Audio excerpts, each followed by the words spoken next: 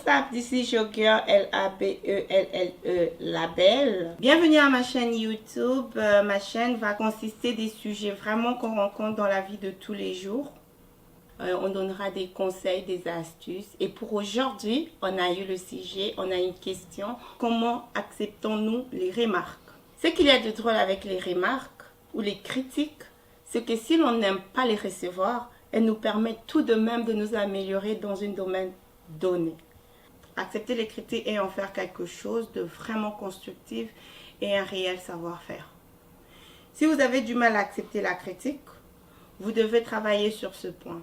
Cela vous aiderait non seulement dans vos interactions avec les autres, mais nous permettra aussi également de nous améliorer et de surmonter nos problèmes. Astuce numéro 1, on reste zen, on reste calme. Quand la personne te fait la remarque ou te critique, essaye juste de respirer. Respire et souris. Ça aide 2 fois. Et deuxième point, accordez-vous le temps de calmer vos esprits. Prendre du recul après avoir reçu une critique. Vous aurez moins de mal à approcher le commentaire de façon constructive au lieu d'y apporter uniquement une réponse. Troisième point, séparer la critique du reste de notre personnalité. Et pour accepter la critique de façon saine, vous devez penser à compartimenter. Ne soyez pas les commentaires qui vous ont fait comme une attaque personnelle. Et comprenez qu'ils ne s'adressent pas à l'ensemble de qui vous faites et de qui vous êtes. Prenez la critique pour ce qu'elle est, sans la juger, sans rajouter quoi que ce soit par rapport à ce qui vous avait été dit. Exemple, si quelqu'un te critique parce que tu as une façon de préparer cette nourriture-là spécifique, oh là, marapondu bien fait, ça ne fait pas de toi une mauvaise cuisinière. Si une personne critique votre façon de mal conjuguer le verbe, ça ne fait pas de vous une personne moins intelligente. Tenez compte des motivations de la critique. On sait tous que dans ce monde, il y a du monde qui sont là, qui nous font des critiques, pas seulement pour aider, mais pour blesser. Posez-vous différentes questions afin de comprendre pourquoi cette personne me critique ou pourquoi cette personne me critique chez tout le monde, sauf chez le destinataire ou le concerné. Parlez-en à quelqu'un. Attendez de pouvoir vous éloigner de l'auteur de la critique et trouver quelqu'un à qui vous pouvez vous confier.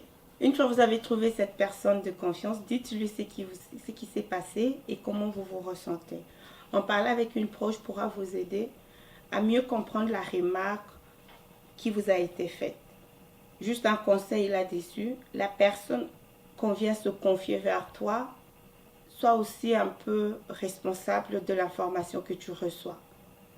Ça ne fait pas de toi un président. Ça ne fait pas de toi, je ne sais pas trop, mais on te confie un message, toi aussi tu cherches à toi une personne pour confier et c'est là que ça dégénère. Ça, c'est les problèmes qu'on rencontre sur cette terre de tous les jours de la vie quotidienne. Mais on ne lâche pas sur cette terre, on fait toujours l'effort de rester positif. Donc, mon 6e point, concentrez-vous sur le positif. Faites l'effort de vous connaître, de vous concentrer sur les aspects positifs de votre personne. Faites-vous une liste de tous les aspects positifs que vous avez. Exemple, je suis une bonne cuisinière. Exemple, je suis je suis bon à l'écoute. Exemple, je suis drôle.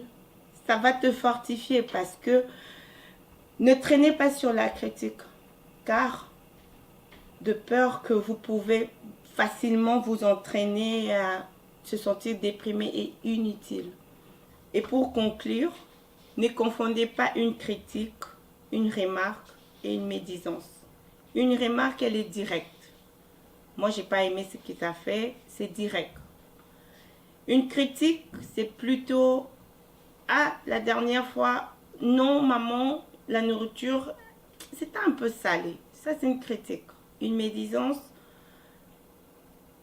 quand on implique une tierce personne. Ça, c'est une médisance. j'ai la capacité de dire des choses qui s'est passées hier à une tierce personne, mais j'ai pas la capacité de dire aux concernés.